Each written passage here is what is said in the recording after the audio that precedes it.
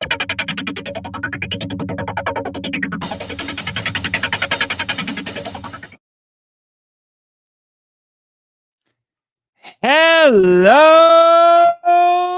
kaiju lovers, and welcome to a special impromptu live stream edition of the Monster Island Film Falta podcast, seeking entertainment and enlightenment through tokusatsu. I am your host, Monster Island's film curator, Nate March, and that is the wrong button. Jimmy, you hit the wrong button. Yeah, sure.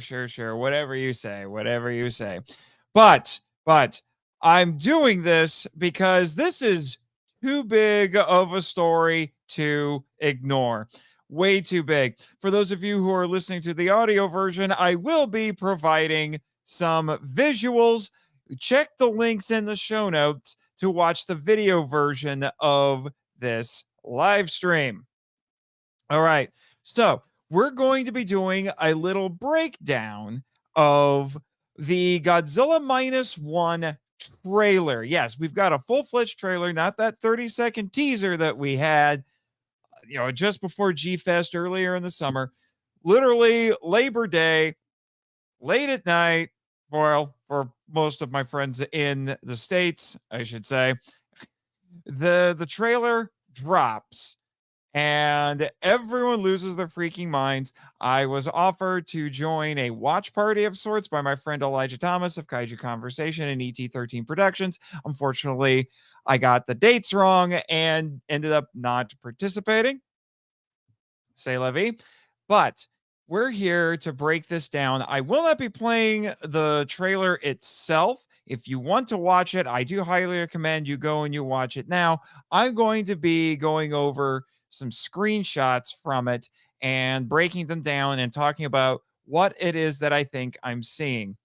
And I'm doing that because I do not want to anger the YouTube overlords, because I've tried showing trailers before during live streams and got smacked around with a copyright strike, which makes no sense to me whatsoever. Regardless, start leaving your comments in the chat. I'd love to know. We've got a few people watching right now. I'd love to know who's in the chat right now. But let me bring up the pictures. Let me see if I can find the pictures here, and we'll start getting into this. Although before we do so, I would like to say, like I said, that I was very happy with this trailer. I was incredibly impressed with this trailer. For those of you who are in the chat, feel free to leave comments about your thoughts on the trailer itself. I would love to hear what you have to say. This is really exciting because the promotion for this film that Toho is doing is absolutely insane. It's unlike any other Godzilla film that we have seen before. They're releasing it themselves. They are clearly confident about this film, which is why it's exciting. We're getting it released just a month after it's released in Japan, and your plans are being made. It will be covered on the podcast. It's too big to ignore, obviously. So don't worry about that. But I wanted to do something a little bit timely right now. So, like I said, if you haven't seen the trailer yet, spoilers? Can you spoil the trailer? Some people think you can, but I don't know. But anyway, let's take a look at this first. I don't know how to StreamYard. No, that's not it. There. That's what I was. Well, I don't know. Maybe this view. Let's go with this view. This view is a little bit better. I kind of like that one. Okay. All right. So this is from early on in the trailer, and I'm bringing this up because we get a little bit of a difference of opinion here, as you'll see in one of the other screenshots that I have here. So we have a very panicked crowd, and this is very much demonstrating that this is a period piece, which makes this unique. By the way, I did do a breakdown of the teaser trailer that we got back in July. I did that on MIFV Max on Patreon with my friend and co-host on the Power Trip, Michael Hamilton, and frequent collaborator on things like Kaiji Ramen and all that sort of stuff. If you want to hear that, join Patreon. But anyway, so by bringing this up, because this is a period piece, this is incredibly unique in the Godzilla franchise. We've had flashbacks or segments of movies. I'm thinking specifically of Godzilla versus King Ghidorah that did take place technically in a period. In that case, it was also World War II. But this is the first time it is just the whole movie is a straight up period piece, as this is demonstrating the clothing and the set and everything. Like the look of this is 100% post-war 1940s occupation era Japan. But one of the reasons that I'm highlighting this, going off of these subtitles, by the way, we still don't know if this movie is going to have a dub or not. I'm anticipating it will just be sub, but I could be surprised. So we have a panicking crowd, which is a classic in any kaiju movie. And someone is saying, "What is it?" And someone replies, "I don't know, something big." And I'm bringing that up because these characters, and they're probably just extras with lines, they don't know what they're looking at. But as we'll see later, somebody else does. And we'll get to that in a moment. So already, this is quickly establishing a tone.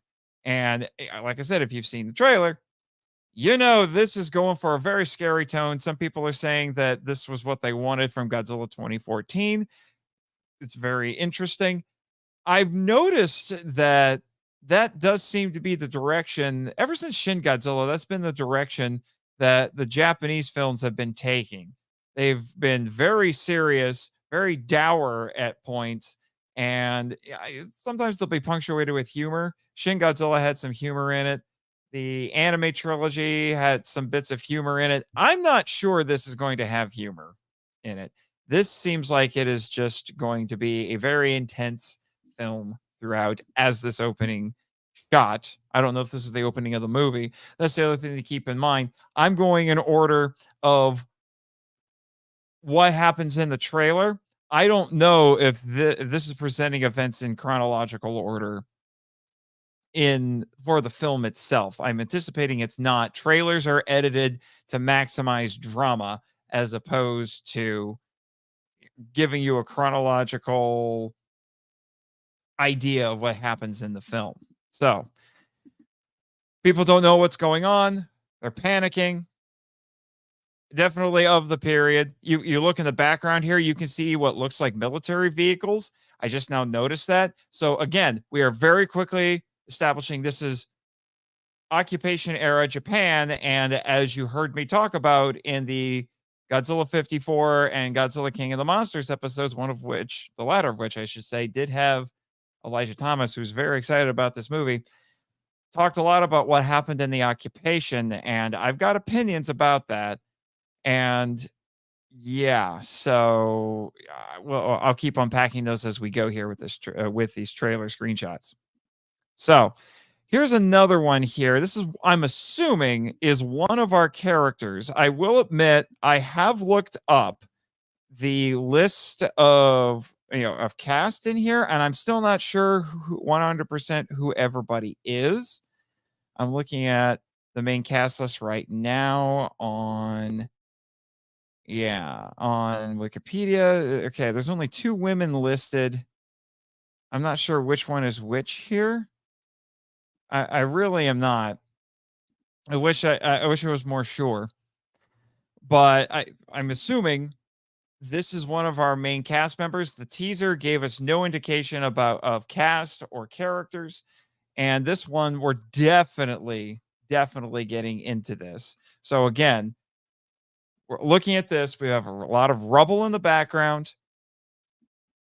and she's got a bandage on her head, so she's been hurt. This makes me think back, actually, to some shots from the infirmaries in both Godzilla 54 and Godzilla King of the Monsters, more specifically Godzilla King of the Monsters, because you had reporter Steve Martin, with a bandage on his head for a good chunk of those scenes. So I'm wondering if that could be referencing back to that, or at the very least, it's, we have one of our main cast members who has been wounded. And again, I'm still not sure who this is. There are two female cast members that I see on here. We have Minami Hamabe and we have Sakura Ando. I'm thinking this is Sakura Ando. Don't quote me on that. I'm sure somebody will yell at me for getting it wrong. It might not be either one of them, but I wanted to highlight that because that was one of the distinguishing features of this trailer, is we're actually seeing our human cast. This right here, I just wanted to bring this up. This is an amazing piece of cinematography. Again, for those who are listening to this after the fact, who are listening to this after the fact on the podcast, hold on here. We have someone in the chat want to say hello. It is Matthew Walsh, but not that Matt Walsh. Great to see you in the chat, my friend. So we're going to be breaking down this trailer here. Strap in. So this is just an amazing piece of cinematography. I am very certain that we have a sideways camera here, probably a POV shot of somebody laying on the ground, opening their eyes and seeing something in the distance. It's very obviously supposed to be Godzilla. If I had let this play out a little bit more before I took the screenshot, you would have seen a faint outline of Godzilla. So I'm not sure exactly what's going on here with all of the dust that's flying up around here. My guess would be perhaps he's just toppled a building and is rising from amidst the rubble. I'm not 100% sure. It could be other things, as I will illustrate later, but I'm not sure that's exactly what we have there. But this is an incredibly unique visual that we have right here. I know there are lots of naysayers out there when it comes to using CGI in these Japanese films, but I'm going to tell you right now, as much as I love traditional tokusatsu, that's how I'll put it, I don't know if that could have been achieved. This kind of a visual could have been achieved with anything other than CGI. This is proper utilization of CGI. This is how you do it right here. So, like I said, I'm not quite sure what's going on here. I just know there's a lot of debris, a lot of dust, perhaps some smoke. So we'll go on to the next one. This is why I brought up that first screenshot, saying that there were people who don't know who Godzilla is. This woman does. Again, I don't know the chronology here. I don't know if this is later on in the movie.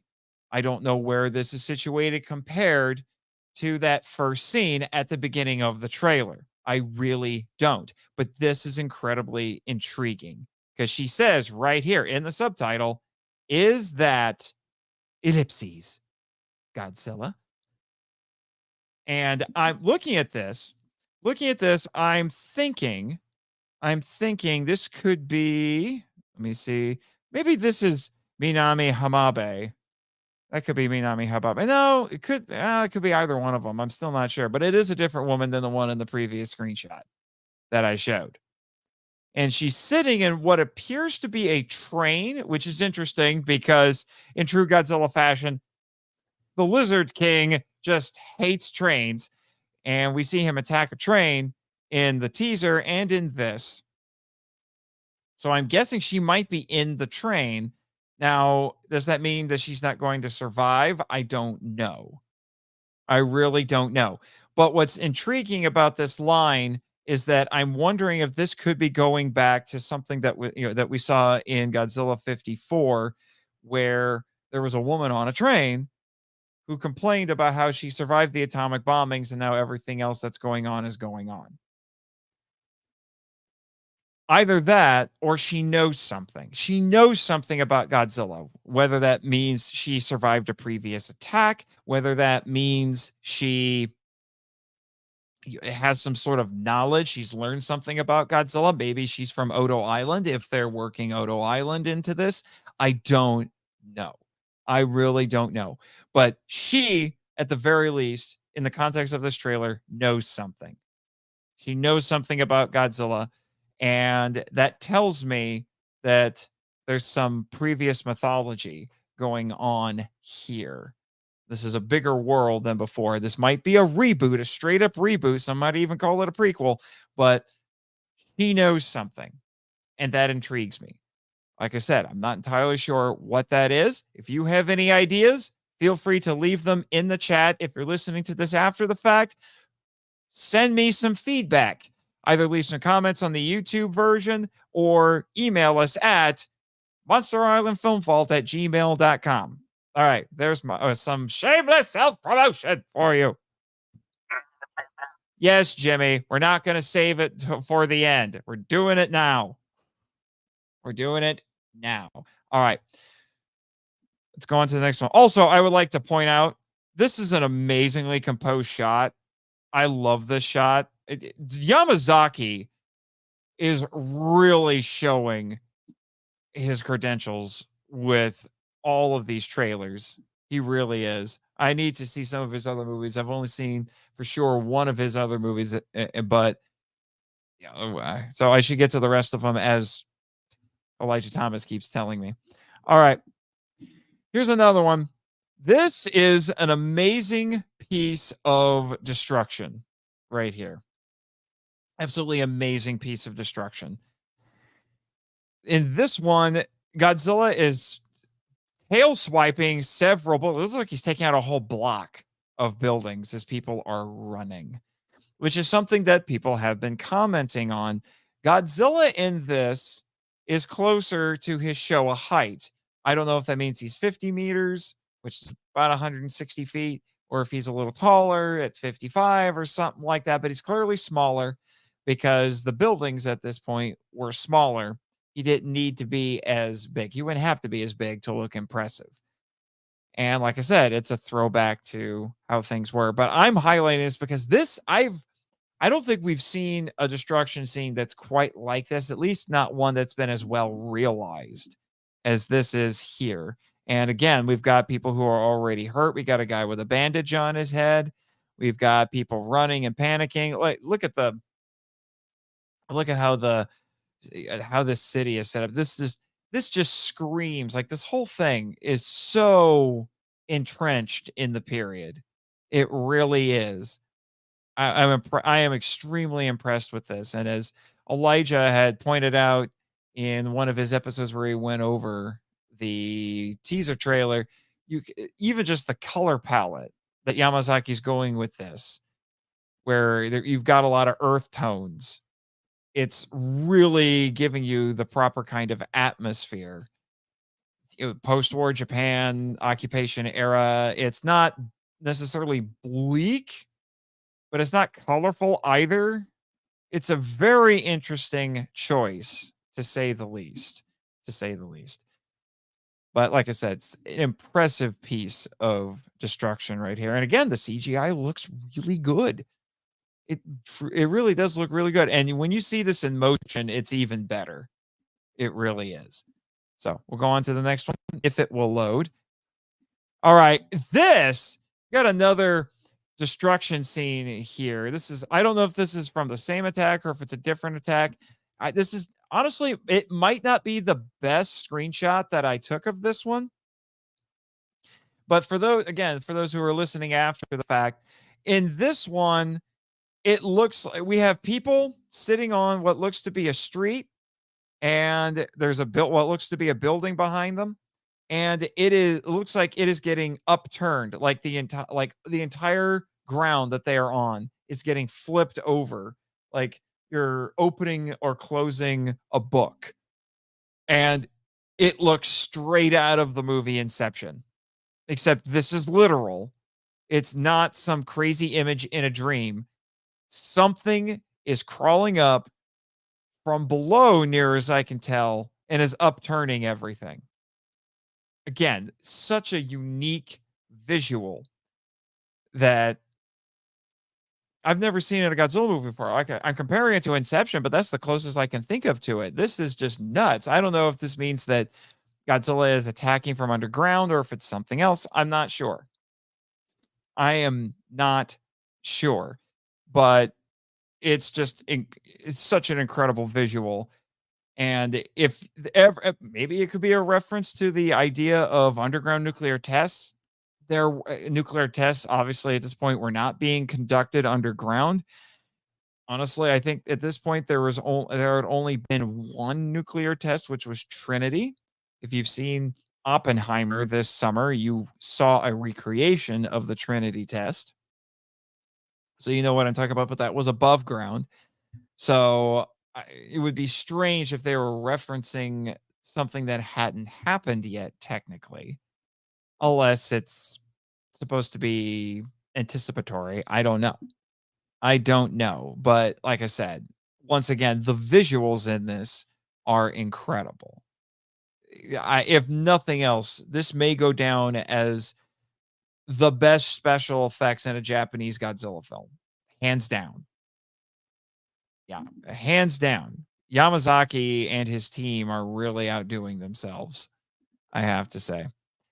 All right, let's load that next one. Oh, this is from the same sequence. I took another screenshot of it to see if anything changed. Doesn't look like a whole lot did change. Next up, okay. This is something that people have really this is one of the shots that people have really been latching onto. Again, for those who are listening after the fact, we have a shot of people running in a street. There are overturned cars. We see we see some buildings off to the side and what looks to be almost like shanties, like in a shanty town, and Godzilla stomping through the street and stepping on people. You were literally, this is a wide shot and we are literally seeing Godzilla step on people. We get to see what his feet look like. He's got 4 toes, like classic Godzilla. Most of the time he would have 4, sometimes he would have 3. But what's interesting about this one is that they are and it's not the elephant feet for the legendary design. But what I find interesting about this, just in terms of creature design here, is Godzilla has basically a dew claw. So he has 4 toes, but one of them is a dew claw. So it's off to the side and it's a little bit smaller, almost like a thumb. If these were hands, which interesting design choice. But the thing that really gets to me about how this shot is composed is that I had to tell myself that it's not a man in a suit on a miniature set. It is CGI, but it looks like man in a suit. And I mean that in the best possible way. Like, that is a compliment. The fact that this really does truly look like a suit. It is exuding suitmation energy. And it's incredible that they were able to do something like that. I've also seen some people compare this shot to similar shots from Godzilla 98, where he's stomping through the city and stepping on people. I hesitate to say that that was a direct influence because it's the worst Godzilla movie ever. I don't think there's going to be very many people, even those who like it, who are going to fight me too much on that. But anyway, it wouldn't surprise me though if it was a callback and a reference, because from what I understand, Yamazaki is a massive Godzilla fanboy. And we could be looking at a case where someone is a fan, but is also not losing sight of what he needs to do, which is tell a good story and make a good film. And, has the talent to back up everything that he's doing, for sure.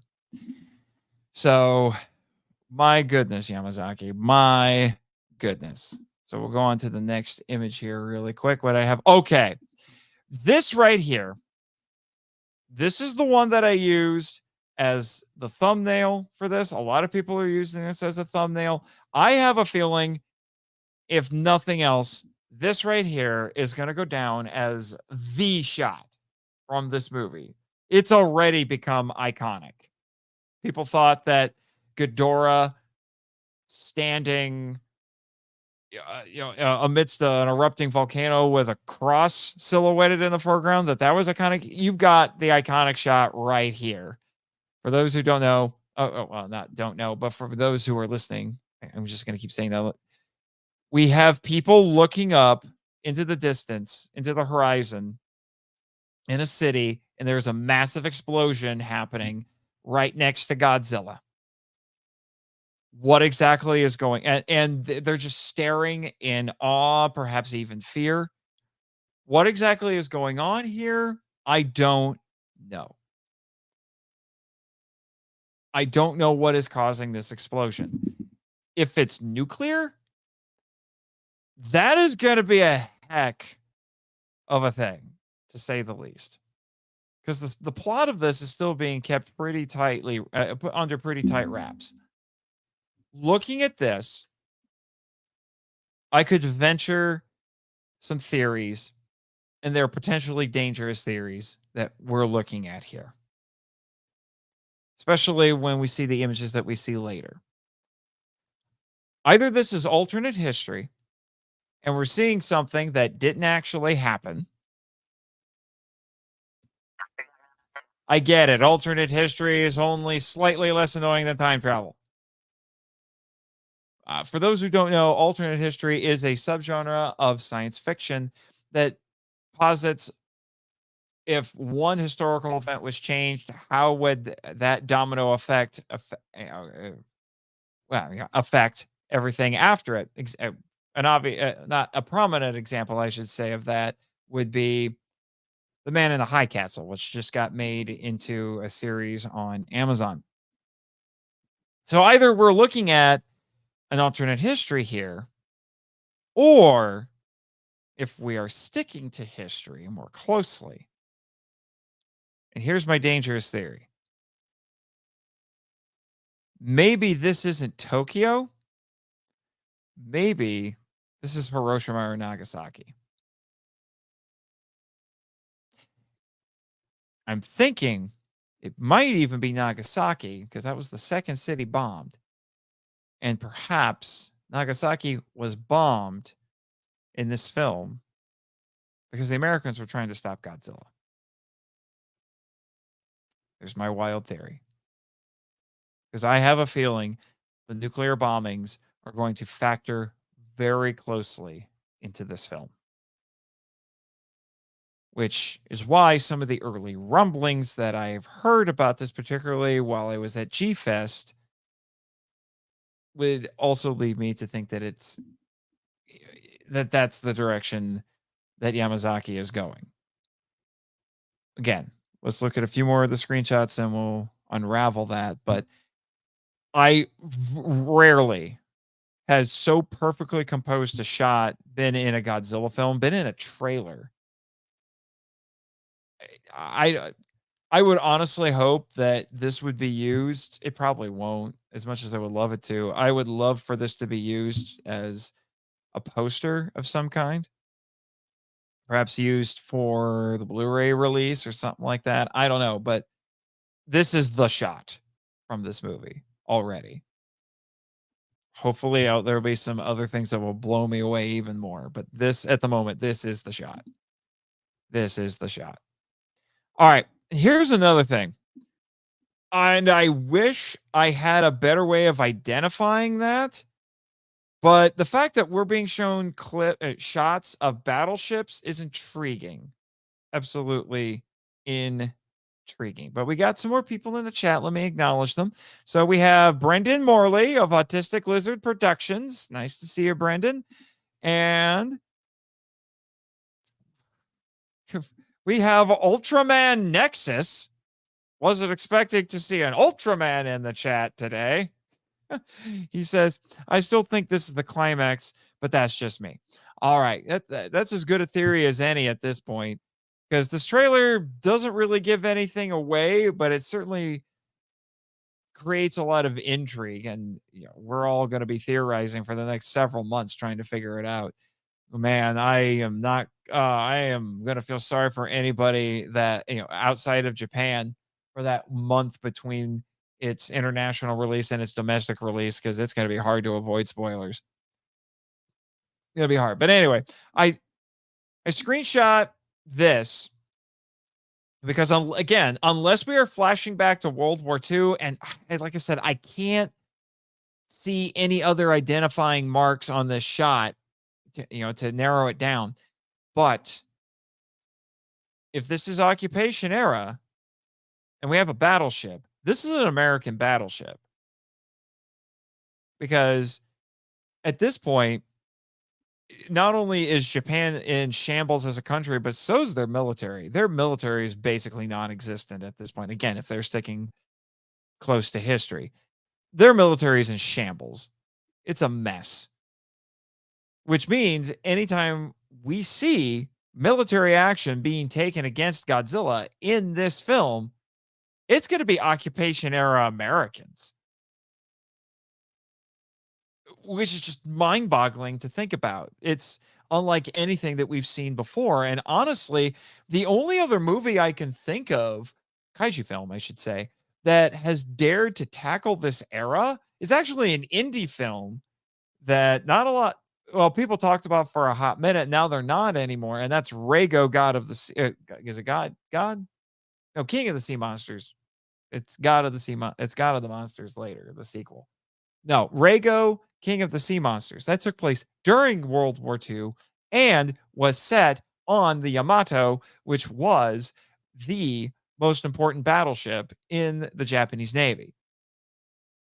So again, unless this is some sort of, and I'd have to dig around to figure it out.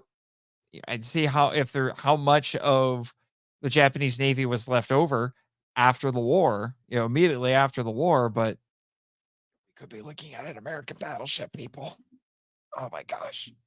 Oh my gosh. Where's Major Spielberg when you need him, right? Right? Yeah. That would be funny. That would be really funny if Yamazaki threw in a Major Spielberg just as an Easter egg. And then if you really wanted to be mean, you kill him. Godzilla blows up his boat. So we got another one of the actors here.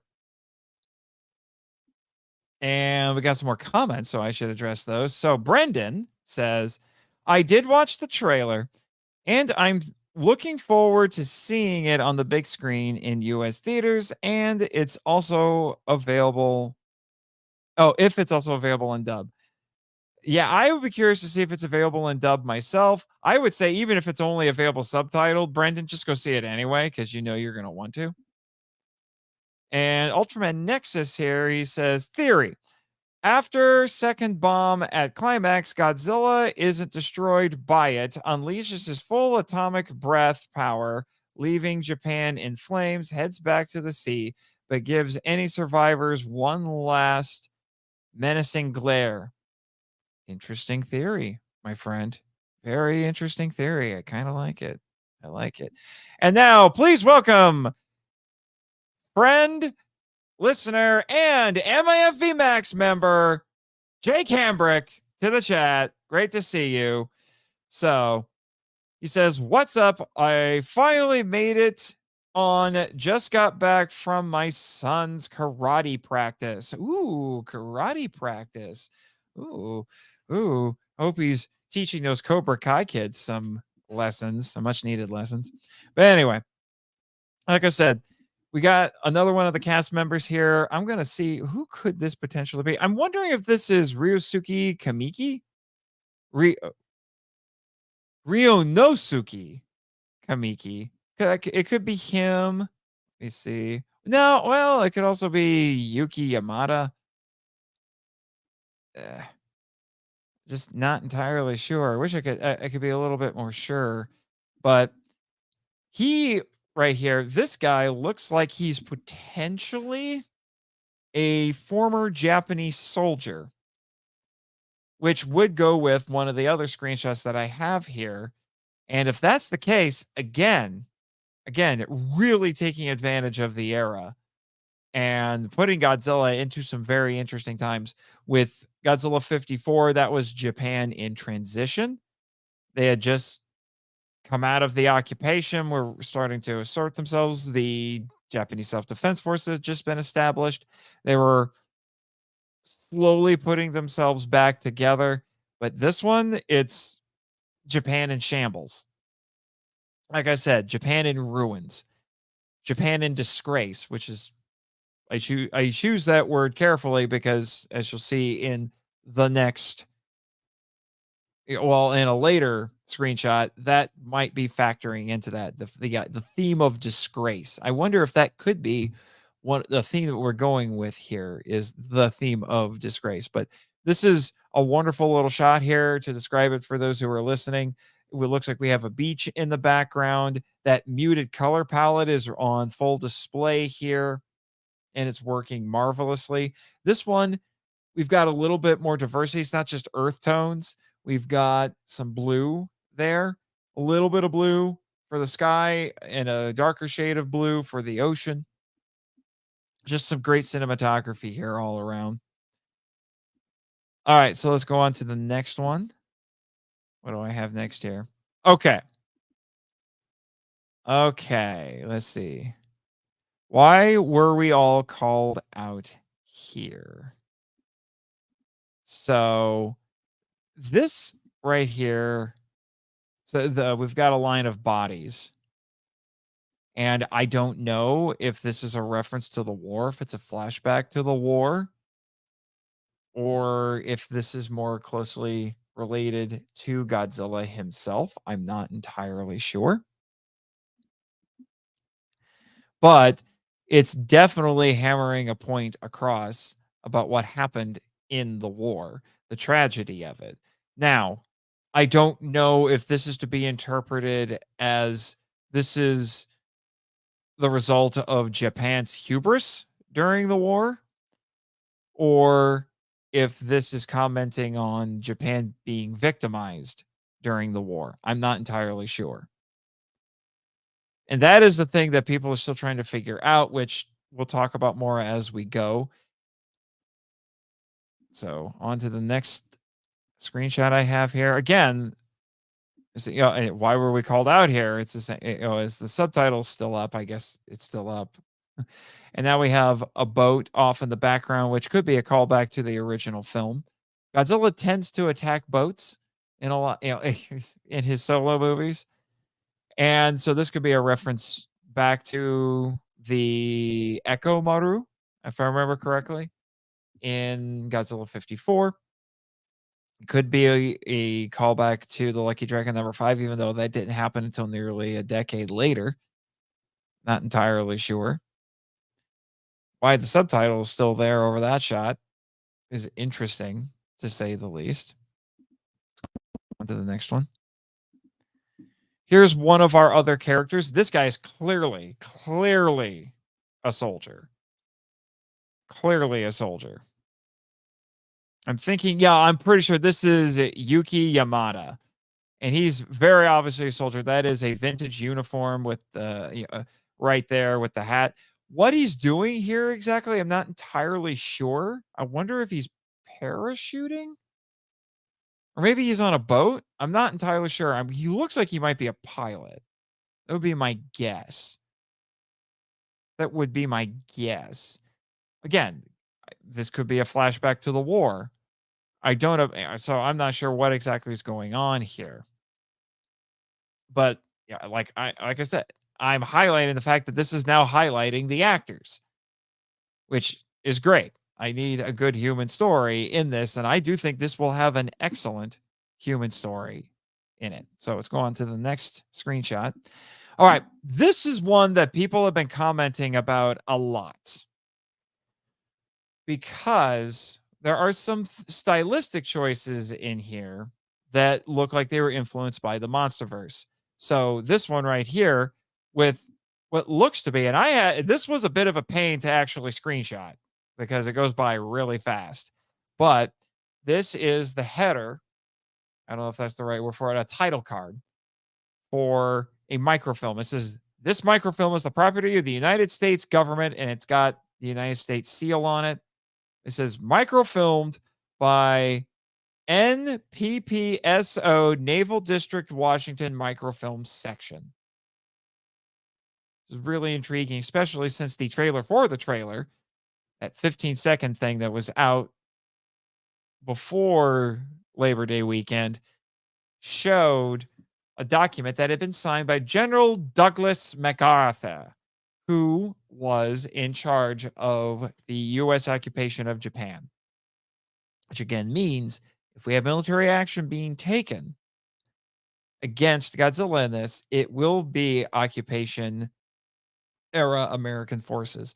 And this right here tells me that the occupation government is aware of Godzilla. That seems to be the implication here, that they filmed things with Godzilla, so they have prior knowledge of Godzilla. I don't know how far back that goes. I don't know how extensive it is, but that seems to be the case here, which is similar to what we saw in the Monsterverse. And how this gets handled is going to make or break the movie for really, I would say anyone outside of Japan, but definitely for Americans, because this is why bringing up alternate history is interesting, because there is, I won't deny it, there is a movement in Japan. They're hyper nationalistic and they are engaging in a lot of revisionist history. They are denying atrocities committed by Japan during the war. And let me tell you, were some gruesome things that happened, to say the least. I won't get into it all right here, but you have things like Nanking, Pearl Harbor, Unit 731, all of that sort of stuff. The treatment of POWs. They would rather erase that and present themselves as the victim, which is the interesting thing about Godzilla 54, because it's kind of ambivalent in that regard. But I am wondering, especially with one of these last screenshots that I'm going to show here, depicting Godzilla, I'm going to be very curious about that. And we'll get into that here in a moment. Do we have any more comments in the chat? No, we do not. All right, so we will move on to the next one. Like I said, this definitely says the occupation government knows what is going on. Okay, this is interesting. This is interesting here, because someone says the government is not telling the public. I'm going to venture a guess, again, going off of the context. Well, it could, it could be two things. It could be the actual occupation government, so the Allies, the Americans, or it could be that interim Japanese government that was in power at the time. There was a prime minister, several actually, during the occupation era. The emperor was no longer in power. He was still there. He wasn't tried as a war criminal, even though he could have been. MacArthur made the wise decision to not try the emperor, because if they did try the emperor, he probably would have been executed for his crimes. And that would not have ingratiated anybody to the Japanese. The Japanese were largely welcoming to the Americans for a lot of reasons. One, they were scared of the bombs. Two, they were equally, if not even more scared of the Soviets. That's why they specifically surrendered to the Americans, not to the Allies, to the Americans, because they were scared of the Soviets. They knew a Soviet invasion would absolutely destroy them if they came in.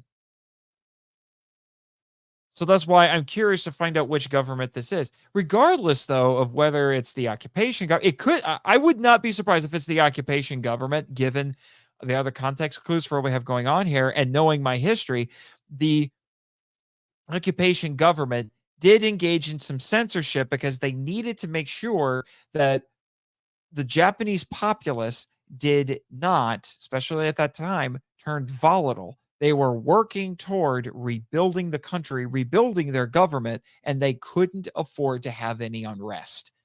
So if they know about Godzilla and they're trying to tamp it down, that just makes sense.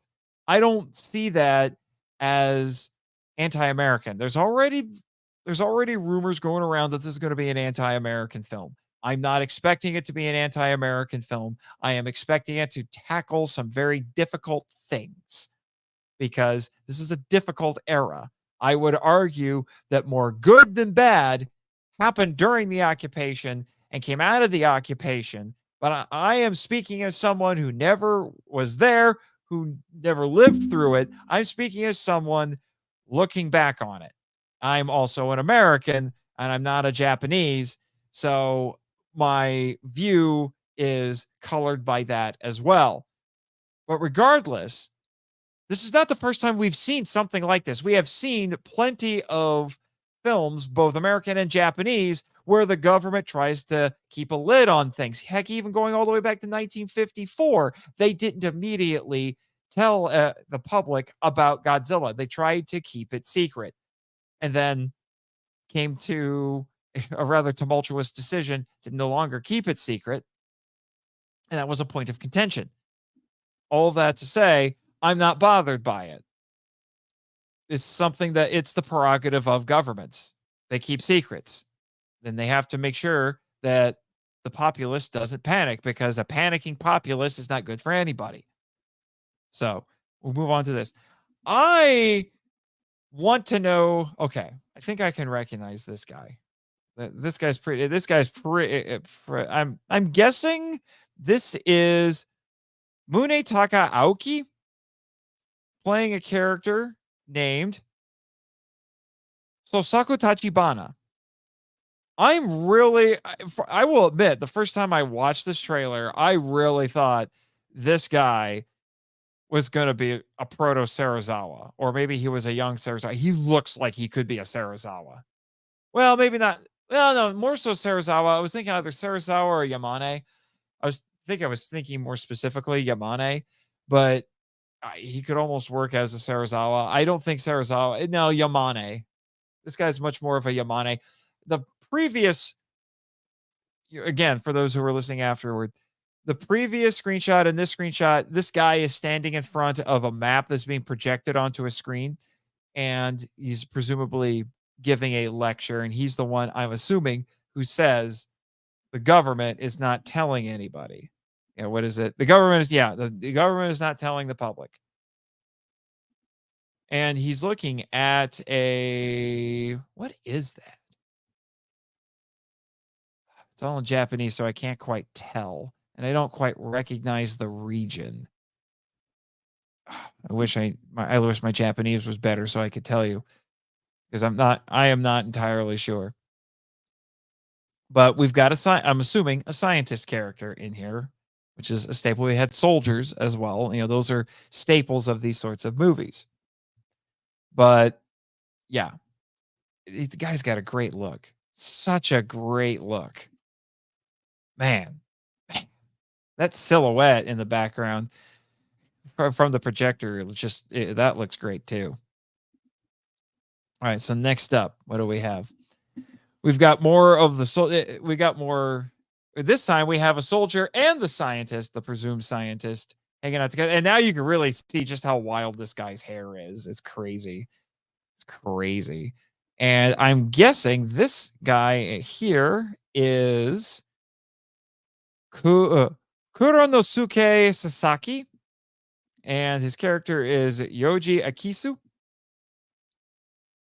So they're together, and I'm assuming an argument is going on. They're on a ship, on a battleship, I'm guessing, of some kind.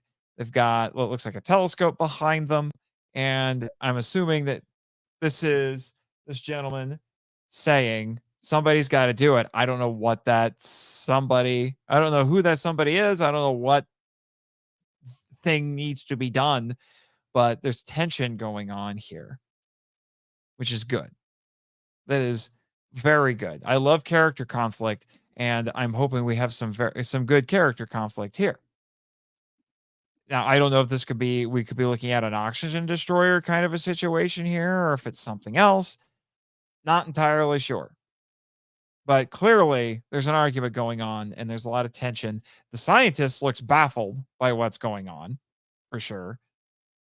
Whereas this guy looks angry and very sure of what needs to be done. But somebody's disagreeing with him. So we'll go on to the next one. This is a map that somebody is looking at, and they're putting their finger on Tokyo, which tells me either Godzilla is going to go to Tokyo, so part of the movie will take place in Tokyo, or they're concerned Godzilla will head to Tokyo.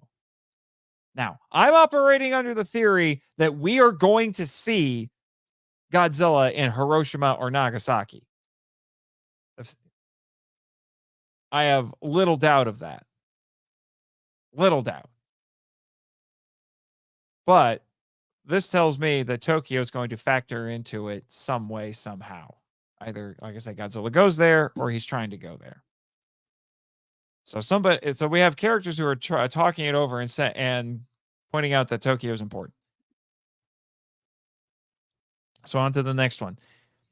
This one, we have what looks like a ruined neighborhood, a lot of damaged houses, and a woman is shoving a man away.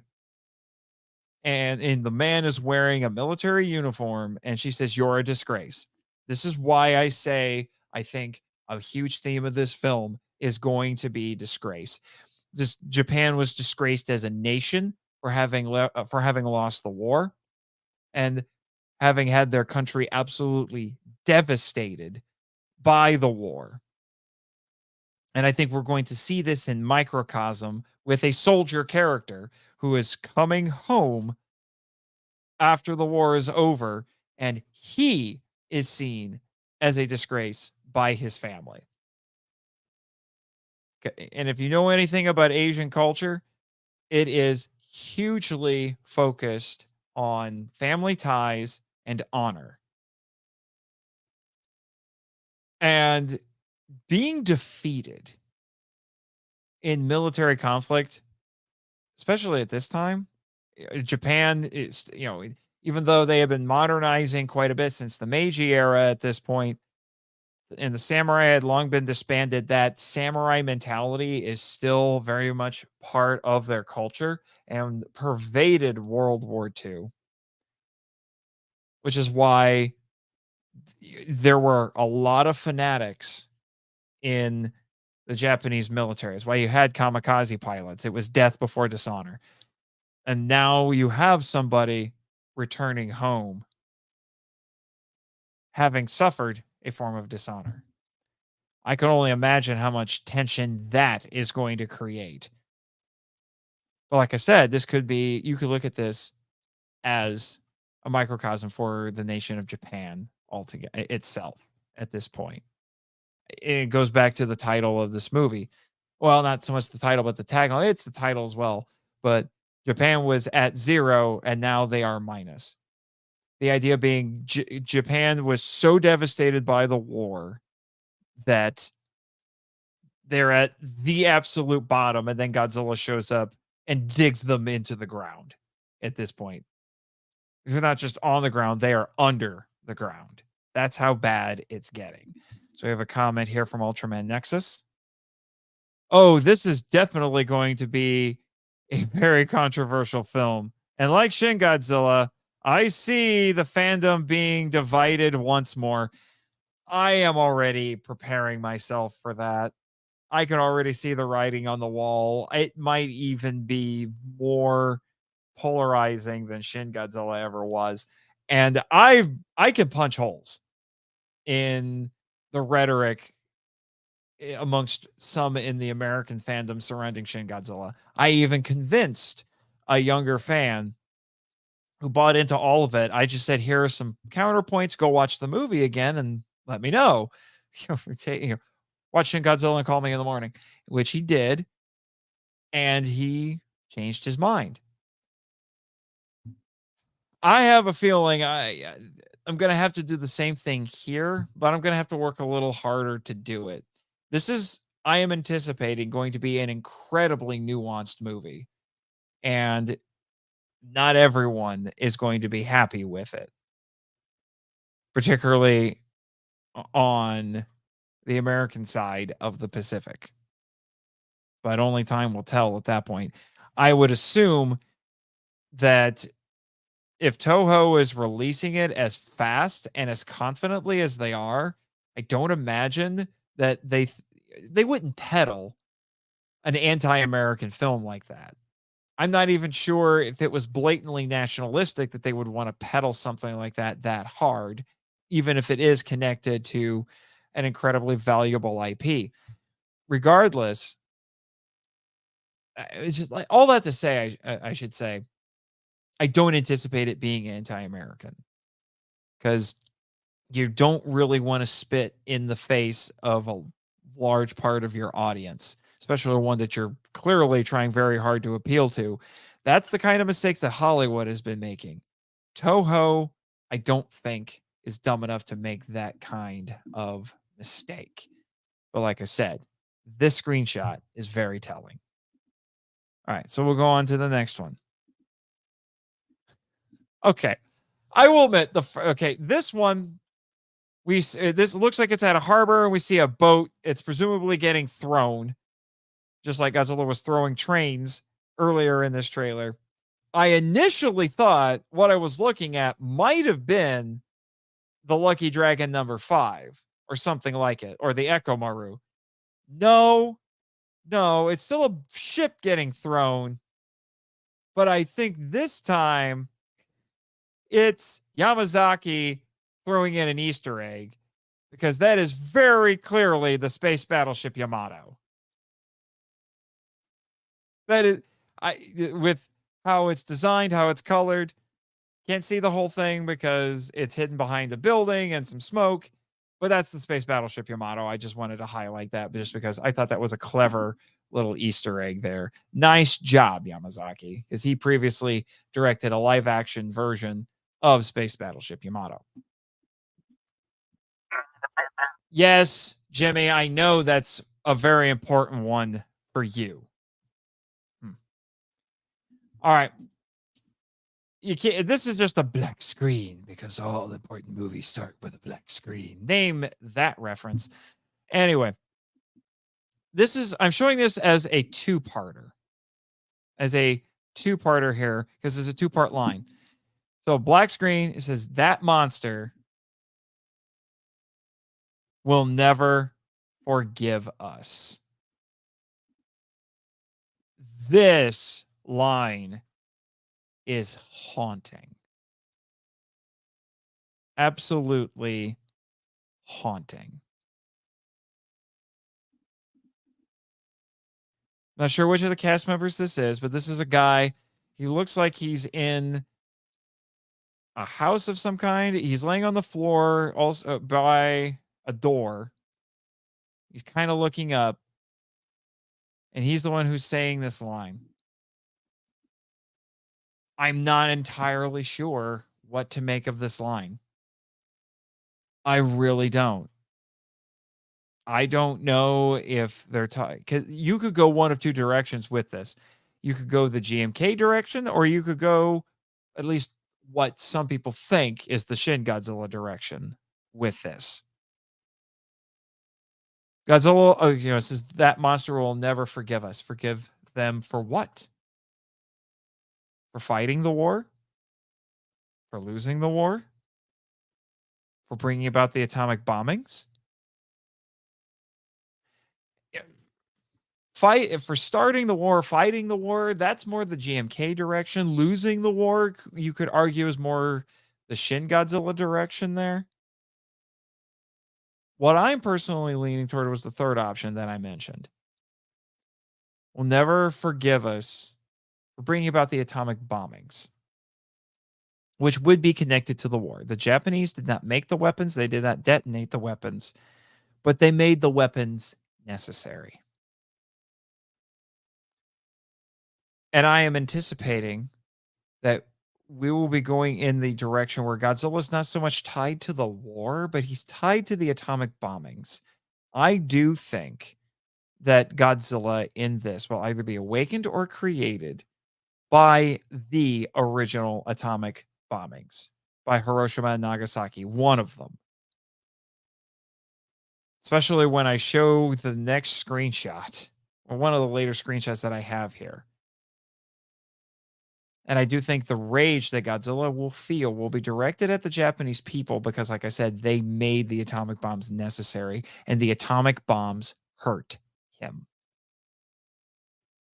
They hurt him. Which, like I said, that does connect it back to the war, but it's still a very specific incident. So, want to acknowledge we have someone else in the chat here. We have Super Mr. Crazy Man. Well, that is a name. He says, why are the AMC theaters not showing anything for December 1st Godzilla? And Ultraman Nexus says, listings won't be up until October, early November. Patience is a virtue.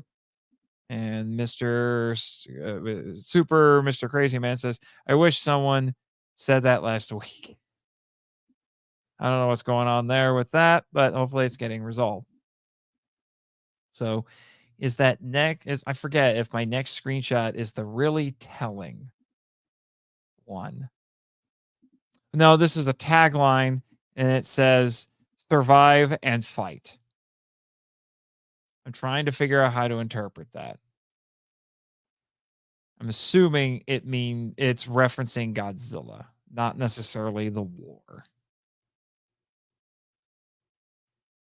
Because you have to survive the war and then you have to fight against the monster that is coming. But if the monster is angered, if is holding a grudge, shall we say, toward the Japanese people, that could make things a little difficult there. Oh, nope, don't zoom. Go on to the next one. And then I got a couple more special effects shots here that just look amazing. This one, it looks like Godzilla is, I'm guessing, it looks like, no, it's a battleship. I thought it might have been the beach for a second. I think he's going after a battleship. And again, this is most likely an American battleship. We can see his thighs, and it looks like his feet are in water. We've got splashing water. Stuff looks very turbulent. I'm anticipating, we'll probably see a naval battle. And this could be a screenshot from that naval battle. All right, here we go. This is another one of the images that people have been talking about a lot. This is the tried and true screaming skyward shot that we've been seeing in a lot of modern Godzilla, from the MonsterVerse to Shin to Singular Point. Basically all of them. They've been using a shot like this. But what intrigues me so much about this is Godzilla looks like he just walked out of a burning house. And he's got flesh that is peeling off. I am anticipating that what we are seeing is Godzilla immediately post radiation. He just got hit with the bomb. And he's either been awakened or mutated or whatever. But given that the original Godzilla was designed so that his skin was not scales, they were designed to look like keloid scars. This right here might be hammering that home. At which point, that makes Godzilla a Hibakusha. I've talked about Hibakusha before on my Frankenstein Conquers the World episode. Those were the survivors of the atomic bombings. They are uniquely Japanese. They are a uniquely Japanese minority. If my theory is correct, we are tying Godzilla directly to that. That makes him a victim. But, so in this case, we could be seeing a victim lashing out at other people, the people that he blames in one form or another, the country that he blames. The Americans are just in the way. Although you could argue that because the Americans dropped the bombs, then his wrath is aimed at them as well. I don't know. if we are doing this as, Godzilla's lashing out as, as a grudge against those who have hurt him, that is very much in line with Japanese ghost stories. That happens a lot. Once I understood that, some of the weirdo things that I've seen in some Japanese media, it does make a bit more sense. Ghosts in Japanese folklore manifest because they are holding a grudge against someone in the living world. And so you could look at Godzilla as a ghost of the war. You could. So this looks like it's going to be really intense. How did this get a G rating in Japan? I know you're still trying to figure that out yourself, but man, with imagery like this, jeez. So again, something that we've been seeing. This is an image we've been seeing a lot, but I really do think the context for it is going to completely change it. Completely and utterly change it. Context is king in basically everything. And let's see. We got some more people in the chat. We got Adam Noise. Great to see you. The trailer had me like woof. And then AN Productions. I'm assuming that's also Adam. It says one's Facebook, one's YouTube. It says trailer made me woof. All right. And then you see this movie is 100% made for me. History. MacArthur deciding to nuke Godzilla. Oh yeah. He goes on. Post-war Japan. Indeed. And again, he says, it's clear that this image is right after a third nuke. Oh, I'm glad that you're confident about that. Let me see. He goes on. Historically, MacArthur wanted to use nukes in Korea a few years later. It's both hysterical and also sad to see it being used here as if it would be his decision. That is a very good point, AN Productions, Adam. And Ultraman Nexus says, AN Productions, you never know. This could be part of the opening. Adam says, it's also clear that Godzilla is an animal lashing out in a corner like a wounded bear, which is awesome. I agree. And then he says, Ultraman Nexus, considering the director writer's obsessions with World War II history, I think I'm going to be right. Also, there's the image of a nuke going off in Tokyo next to Godzilla. Yeah, I talked about that image a little bit earlier in this live stream.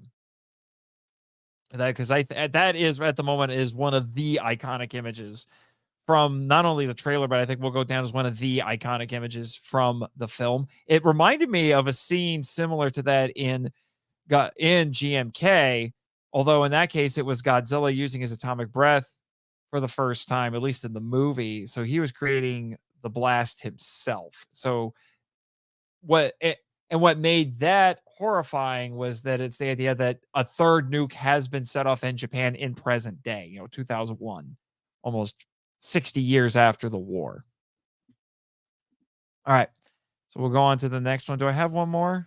Nope. This was just to mark that it's coming December 1st. And this was a big revelation. It's gonna be an IMAX, dang it.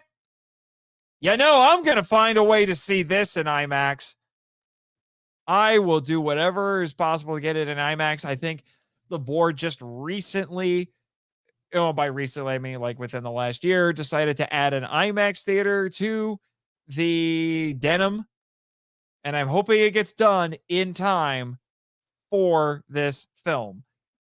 I will not miss out on seeing this in IMAX if at all possible. So that was a major revelation here. And I'm going to tell you right now, IMAX is better than 3D. That's for sure. Even though this also says you can get it in 4DX. I'm not sure what that is. And MX 4D. I'm not entirely sure what those are, unless that's one of those ones where one of those theaters where they will actually shake the chairs as you're watching it. I could have seen Pacific Rim like that, but I ended up not doing it. So that was the other big thing I got out of this was, holy crap. IMAX. So, Adam Noyes, funny how you compare this new King Godzilla in the face to Godzilla King of the Monsters. Yeah, I get what you mean there. It's total opposites. Yeah, I understand that. I was thinking more in terms of the imagery. Yeah, nationwide too. Yeah. Yeah, that's another thing that Ultraman Nexus to point out here that a national it is a national release, which for us G fans, that's some exciting stuff right there. And what the heck? There we go. Shutting off the the sharing. All right. All right. Like I said, it's a trailer that tells us a lot, but doesn't really tell us anything. I'm more excited for this movie now than ever, and I do think this has the potential to really go down as one of the all-time greatest Godzilla films that we've ever seen. I do think it could be the best one that that people my age have experienced that are that's come out in our lifetimes. That's for sure. And but man, it could also go down as one of the most controversial ones, which seems like it's just par for the course. Nowadays, if you want to make your movie successful, it's got to be at least a little bit controversial. But I have a feeling that controversy is probably just going to be limited to fans and viewers outside of Japan. It's just like Shin Godzilla. Shin Godzilla wasn't a controversial film. Excuse me for a second.